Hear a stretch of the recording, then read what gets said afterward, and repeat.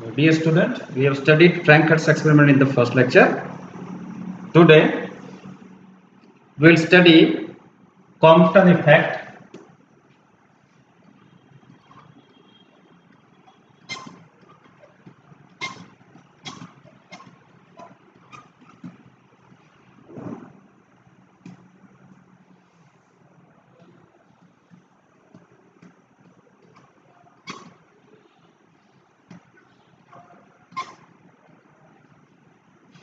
So today we are going to study, this is my second lecture in which we will study Compton effect for paper number PS 3501 unit 3.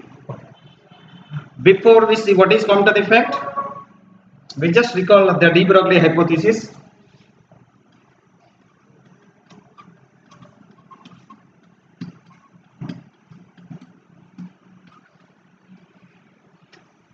We have studied this in the 12th standard also, that radiation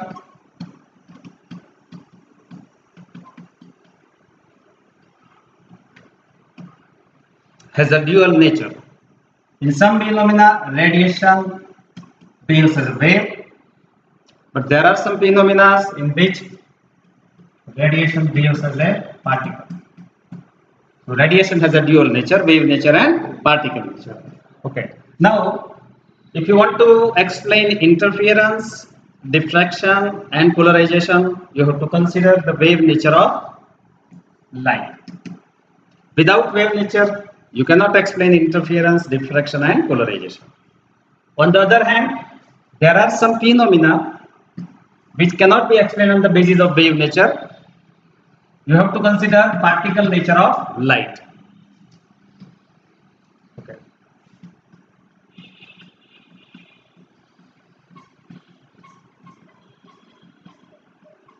You studied photoelectric effect, which cannot be explained on the basis of wave nature. Wave nature failed to explain the photoelectric effect.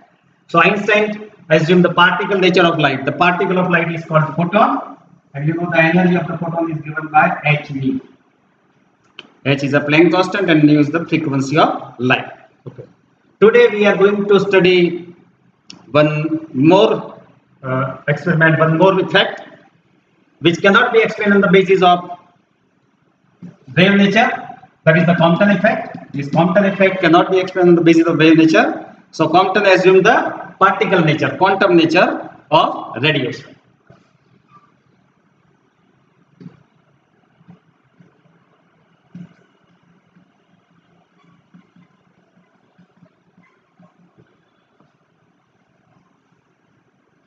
So photoelectric effect, you have studied in 12th standard. We study Compton effect, which cannot be explained in the wave nature of radiation. To explain photoelectric effect, Compton assumed the particle, quantum nature of radiation. Okay, let us see what is Compton effect, then we will explain in detail.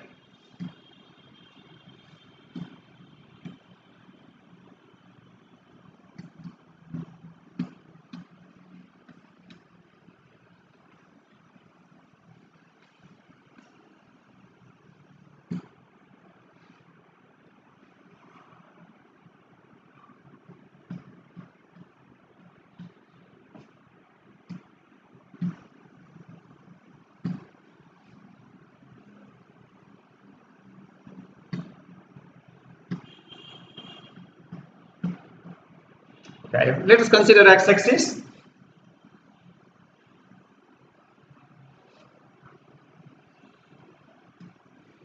This I have shown the X-rays. Okay, and X-rays is colliding, striking with the atomic electron of the scattering material. So this is the incident X-ray.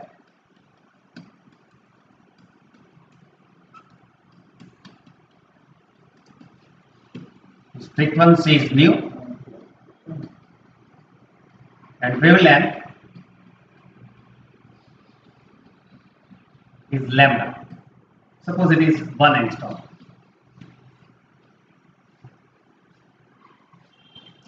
Now you all know that X-rays, you are very much familiar that X-rays are electromagnetic waves having higher frequency and lower wavelength than visible light.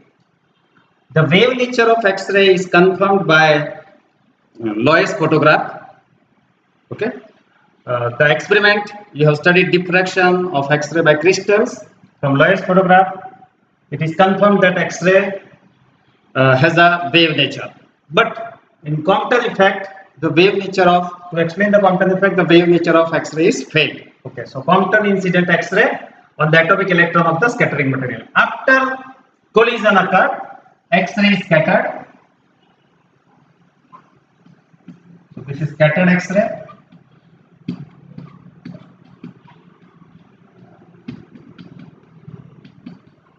The frequency of scattered X-ray is nu dash, and the wavelength of the scattered X-ray is lambda dash.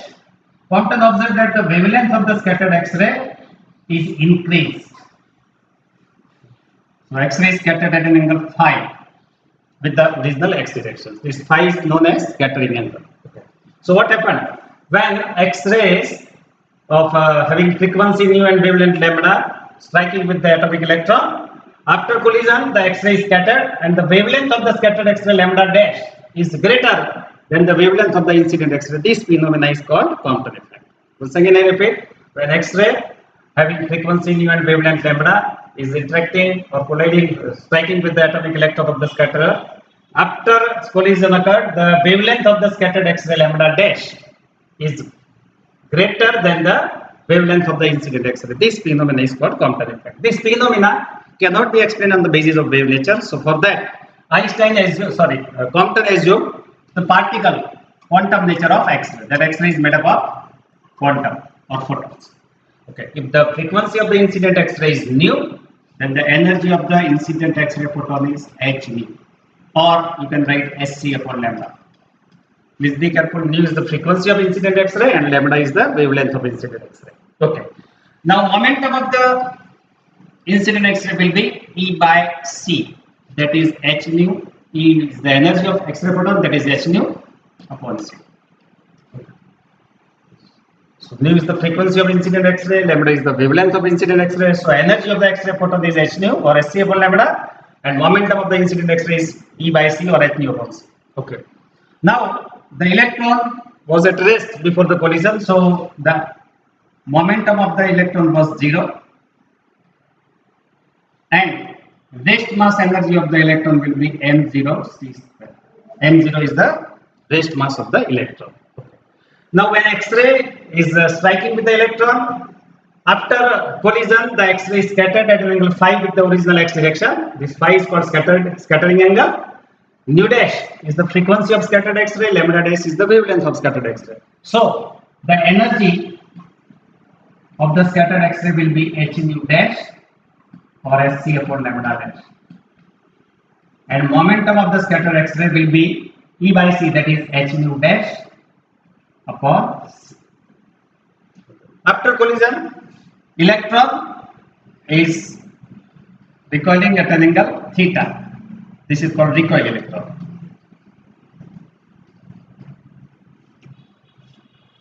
The momentum of now, after collision, the momentum of the recoil electron is not 0, it is P. And from the relativistic equation, the energy of the recoil electron is m0 square C4 plus P square C square. This is the relativistic equation because the recoil electron, the velocity of recoil electron is of the order of nearly equal to the velocity of light. That is why we have to apply this relativistic equation. That you have to remember. Okay, you will study in the chapter of relativity. Okay, so this is the picture of Compton effect, that when X-ray having frequency nu and wavelength lambda striking with the atomic electron of scatterer, the X-ray is scattered at an angle phi and electron recoils at an angle theta.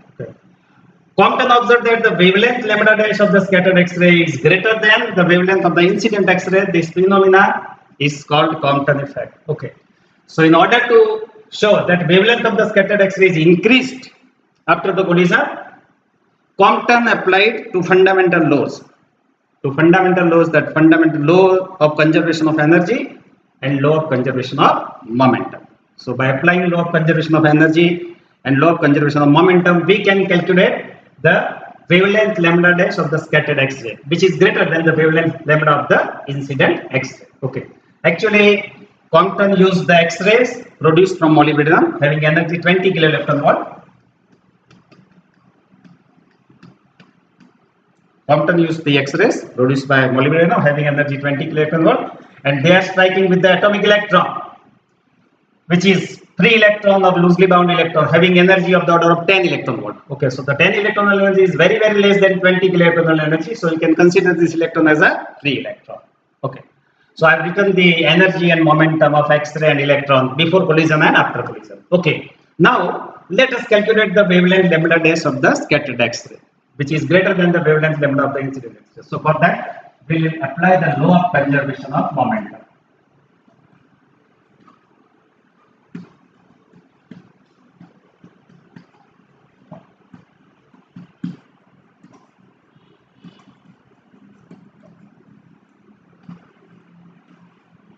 First, we will apply the law of conservation of momentum along x direction. We will apply the law of conservation of momentum in x direction and y direction.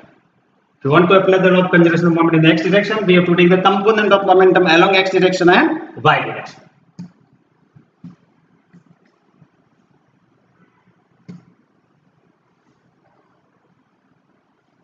As you know that the momentum of the scattered X-ray energy is h nu dash, and momentum is h nu dash upon c. So in order to apply the law of conservation of momentum along x direction, we have to take the component of momentum along x direction and y direction. If h nu dash upon c is the momentum of scattered X-ray, then its x component will be h nu dash upon c cos phi, and y component will be h nu dash upon c sin phi. So the total momentum of the scattered X-ray is h nu dash upon c. Its x component is h nu dash upon c cos phi, and y component is h nu dash upon c sin phi. Okay. After collision occurred, the momentum of the recoil electron is p. It also has two components. The x component of momentum p of recoil electron is p cos theta, and y component will be in downward direction, that is p sin theta. So we have taken the component of momentum along x direction and y direction. Okay. Now let us apply the law of conservation of momentum along x direction. What is law of conservation of momentum? That momentum before the collision and after the collision must be conserved. Okay. So before collision, momentum before collision. This is a very simple equation, is equal to momentum after collision will be conserved, will remain same.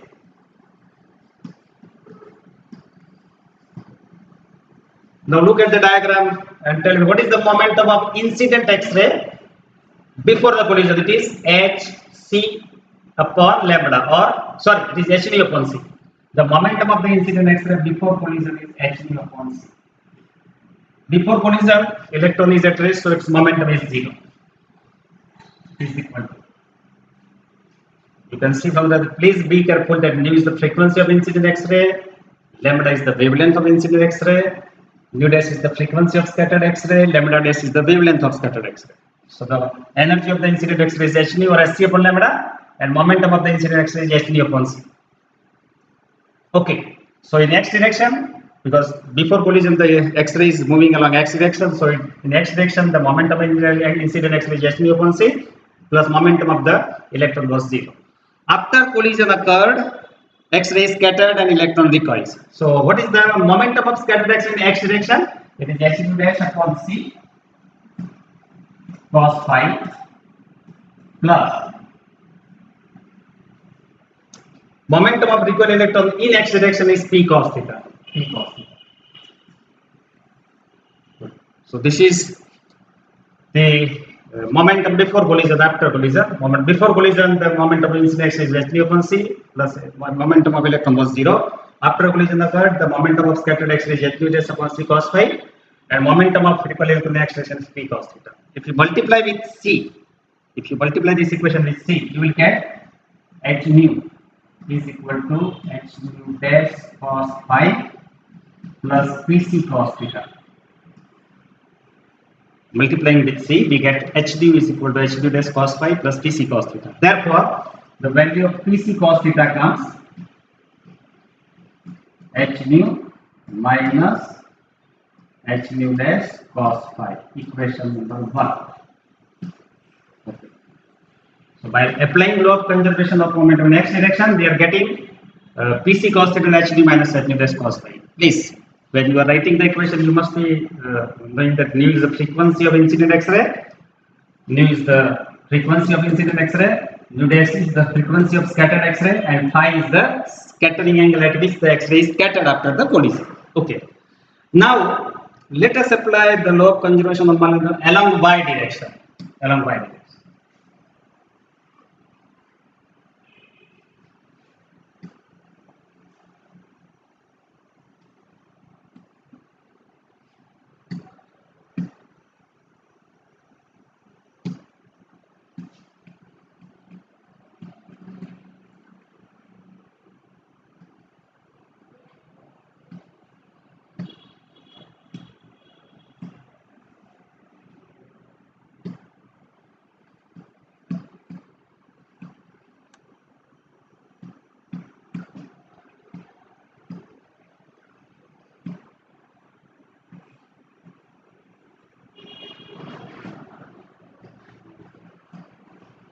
Again, you know the law of conservation of momentum, that momentum before collision and after collision must be conserved in y direction also.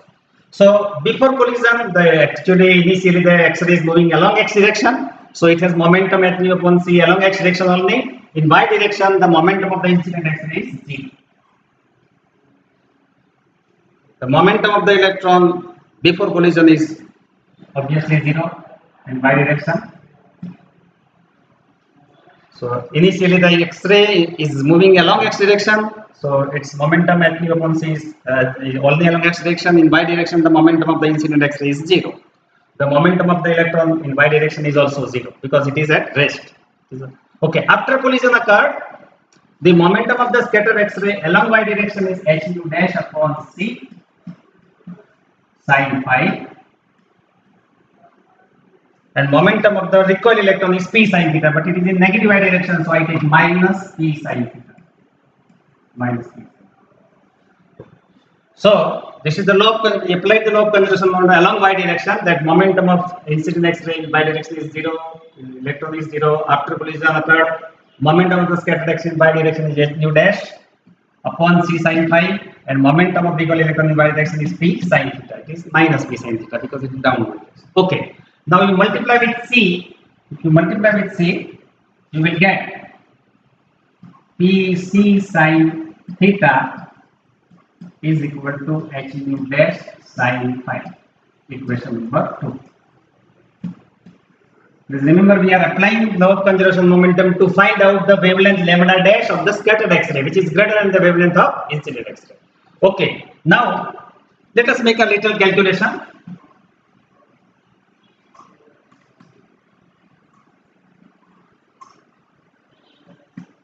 Equation 1 square plus 2 square. 1 square plus 2 square. What is equation 1? PC cos theta h nu minus h nu dash cos phi. What is equation 2? PC sin theta is equal to h nu dash sin phi. Okay. So let us take the square of equation 1, square of equation 2, and then take the sum of 2. Okay. So what is the square of equation 1? P square c square cos square theta. P square c square cos square theta plus square of equation 2 p square c square sin square theta is equal to, now take the square of right hand side, h nu minus h nu dash cos phi whole square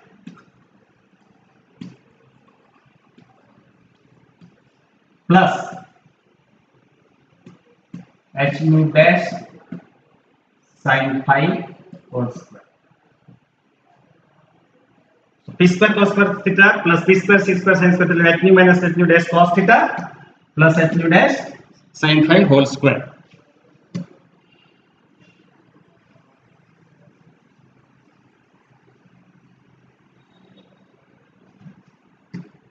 Now p square c square, you know that cos square theta plus sin square theta is 1. If you take the square of this, you will get h nu square minus 2 h nu dash cos phi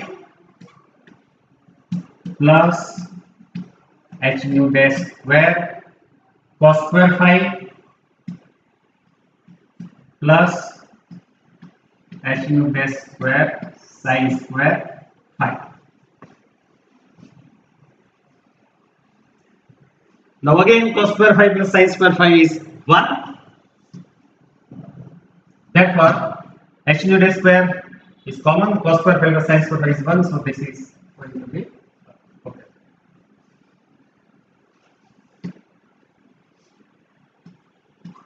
Equation number 3. So by taking the sum of equation 1 square and 2 square, we get the value of p square c square, that comes h nu square minus 2 h nu dash cos phi plus h nu dash square. Okay, now by equating the energy of recoil electron, we will get the value of p square c square, and then we compare to p square c square, we get the wavelength lambda dash of the scattered X-ray. Okay, now next step, step number 3, we are going to compare two expressions of energy of electron. Okay. The energy of electron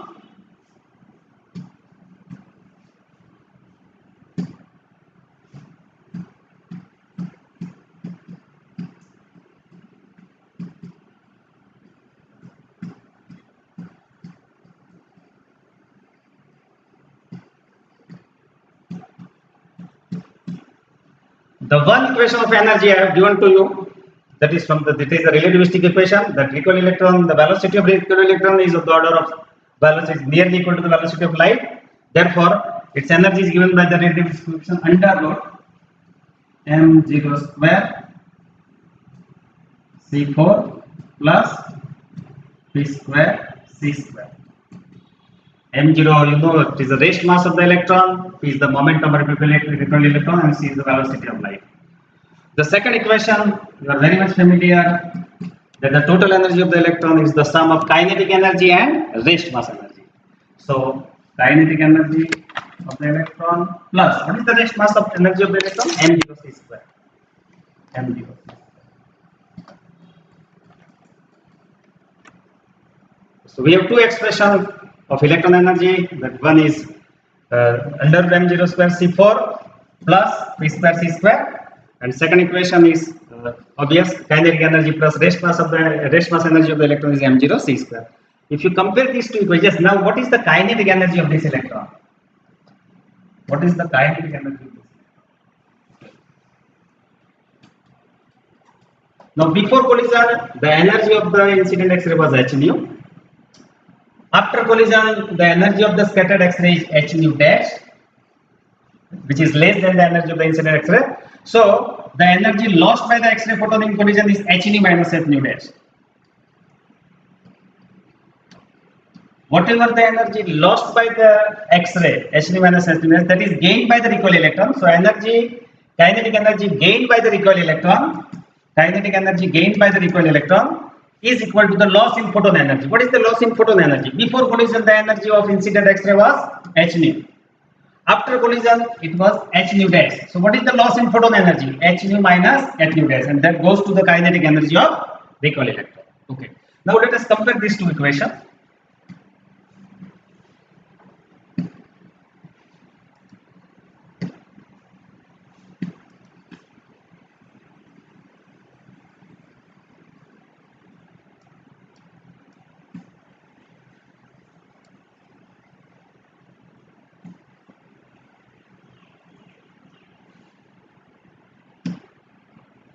Okay, let us compare two expressions of energy. One expression of energy is the sum of kinetic energy plus rest mass energy m0 c square. The another expression of energy is under root m0 square c4 plus p square c square. So let us compare two expressions of energy of electron, that is kinetic energy plus m0 c square, other expression of energy into m0 square c4 plus p square c square.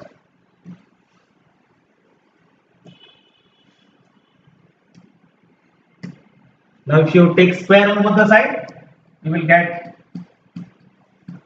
kinetic energy plus m0 c square whole square is equal to m0 square c4 plus p square c square. Now let us put the value of this kinetic energy of the electron. Now, as I told you that before collision, the energy of the incident X-ray was h nu. After collision, it is decreased h nu dash because when X-ray is colliding with the electron, some part of the energy is imparted to the electron. As a result, electron recoils. So, the kinetic energy of the recoil electron acquired gained by the electron is the loss in photon energy. So, what is the loss in photon energy? H nu minus h nu dash, and that energy goes to the kinetic energy of the electron. Okay. So now we put kinetic energy. Yes. So now let us take the square. Kinetic energy square plus 2 kinetic energy into m0 c square plus m0 square c4 is equal to m0 square c4 plus p square c square. This m0 square c4 is cancelled from both the sides. Now, as you know that kinetic energy gained by the recoil electron is equal to the loss in photon energy, that is h nu minus h nu dash. So let us put the kinetic energy of the recoil electron is h nu minus h nu dash whole square plus 2 h nu minus h nu dash m0 c square is equal to p square c square. So we'll get the another value of p square c square.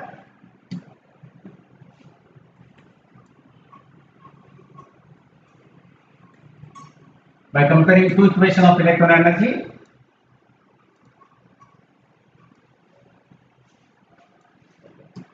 So value of p square c square, we get h nu square minus 2 h nu dash plus h nu dash square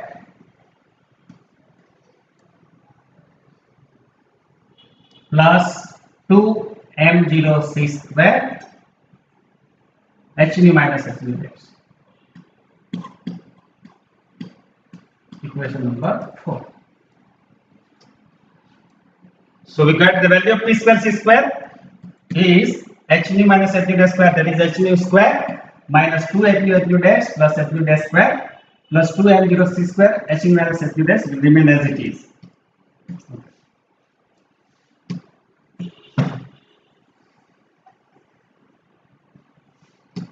Okay, and the last step, we compare two values of p square c square from equation 3 and equation 4. We will get the wavelength lambda dash of the scattered X-ray. So we will compare two values of p square c square. In equation 3, the value of p square c square is h nu square minus 2 h nu dash. In equation 3, the value of p square c square is h nu square minus 2 h nu dash cos phi plus h nu dash square is equal to, from equation 4, the value of p square c square is h nu square minus 2 h nu dash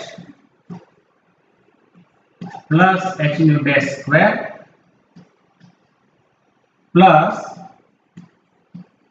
2 m0 c square h nu minus h nu dash. So we have compared two values of p square c square from equation 3 and 4. This h nu square is cancelled, h nu dash square also going to cancel. So now we are left with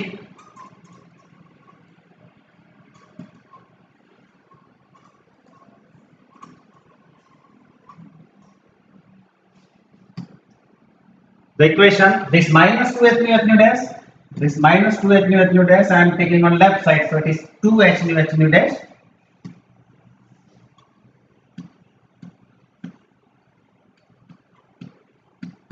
minus 2 h nu dash cos phi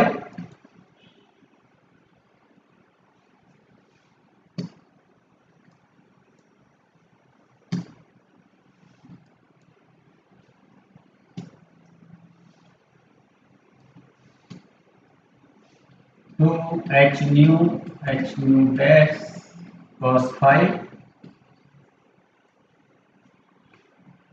is equal to 2m0 c square h nu minus h nu dash. So this 2 h nu dash I have taken on left side, so it is plus 2 h nu dash minus 2 h nu dash cos phi is equal to 2m0 c square h nu minus h nu dash.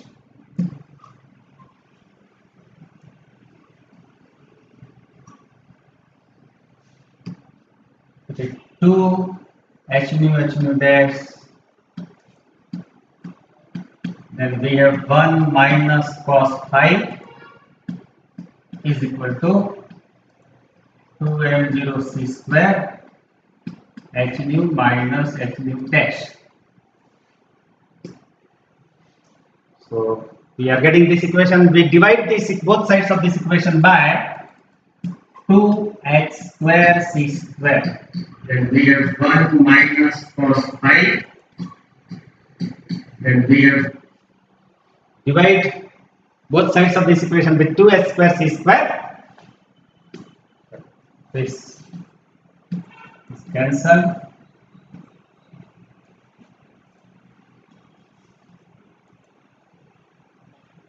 C square is also cancelled. So we have nu dash 1 minus cos phi is equal to m0, 1 h is also cancelled.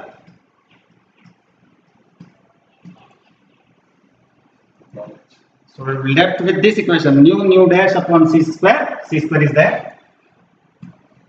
Nu dash 1 minus cos phi upon c square is equal to m0 nu minus nu dash upon h.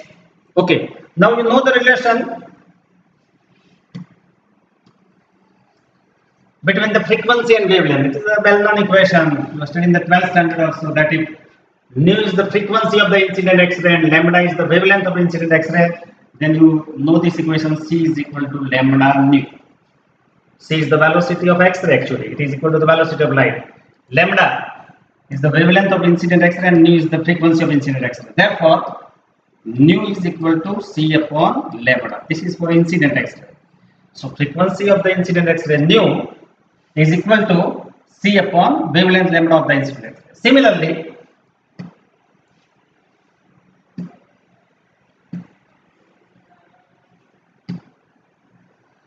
if nu dash is the frequency of scattered X-ray and lambda dash is the wavelength of scattered X-ray, then you can write C is equal to lambda dash nu dash. Remember, lambda dash is the wavelength of scattered X-ray which we are going to find. Nu dash is the frequency of scattered X-ray.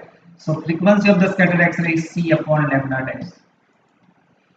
So frequency of incident X-ray is C upon lambda and frequency of the scattered X-ray is C upon lambda dash. We substitute both the values in this equation.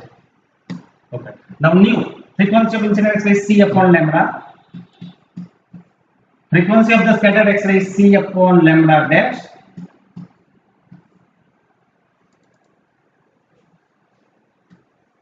One minus cos phi upon c square is equal to m0 upon h. Nu, frequency of the incident X-ray is C upon lambda minus frequency of the scattered X-ray is C upon lambda dash. If you take C common, I take C is common.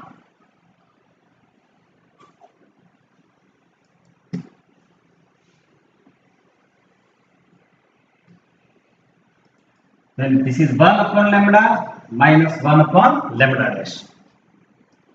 Okay. Now lambda dash I take as LCM.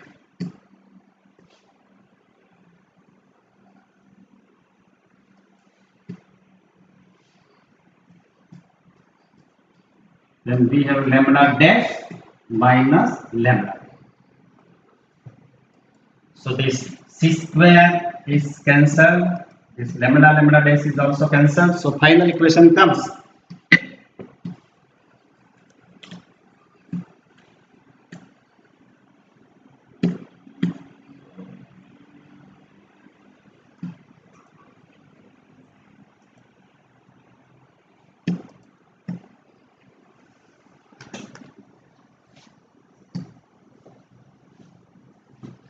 1 minus cos phi,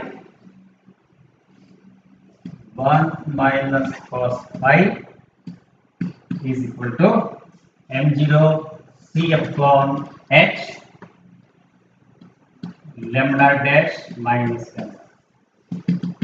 So lambda dash minus lambda comes out to be h upon m0 c 1 minus cos phi. Okay, this equation was derived by Compton using the law of conservation of energy and momentum. So this lambda dash is the wavelength of scattered X-ray, which is greater than the wavelength of incident X-ray. You can see from the equation. Lambda is the wavelength of incident X-ray, m0 is the raised mass of electron, and phi is the scattering angle at which the X-ray is scattered after the collision. Okay, I take one simple example. Yes, what is this H upon m0 is called? This H upon m0 is called Compton wavelength.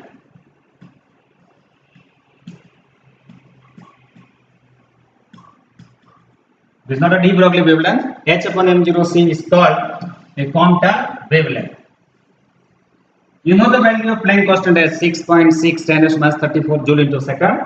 m0 rest mass of the electron, you know, 9.13 10 raised to minus 31 kilograms. C velocity of light 3 10 raised to 8 meter per second. You will get the value of Compton effect approximately 0.0242 angstrom. So H upon m0c is constant called Compton wavelength. Its value is 0.0242 angstrom. I take one simple example.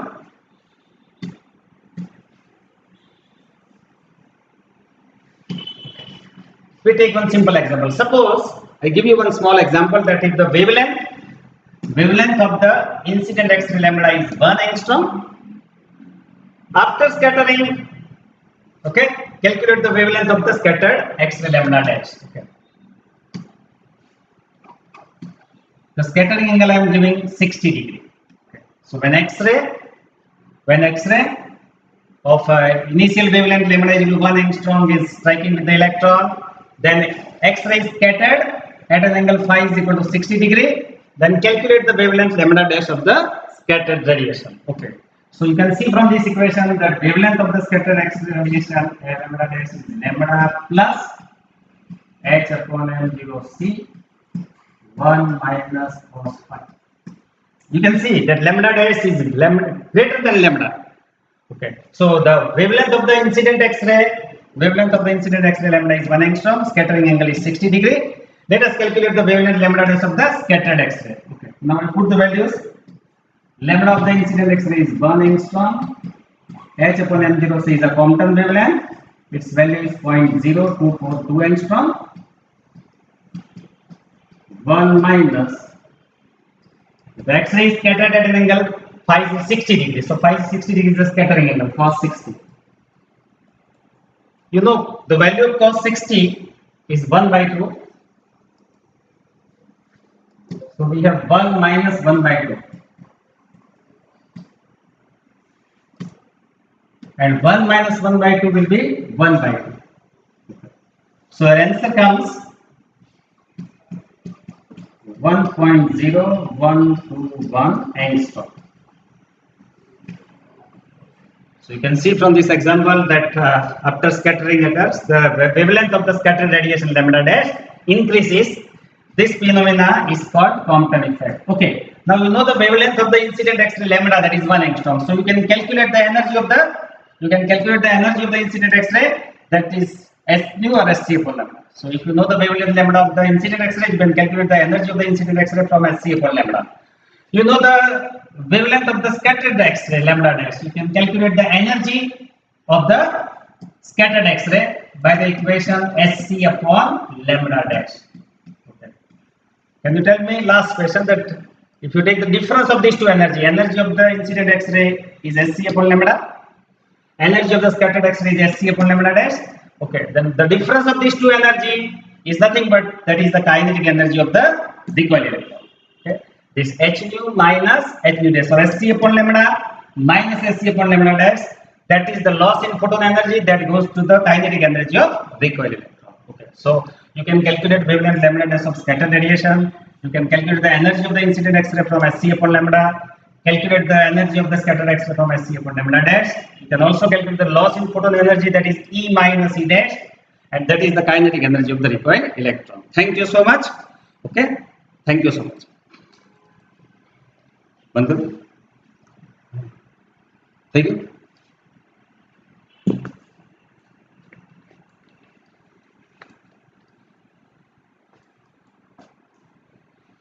जैसे बंद करो.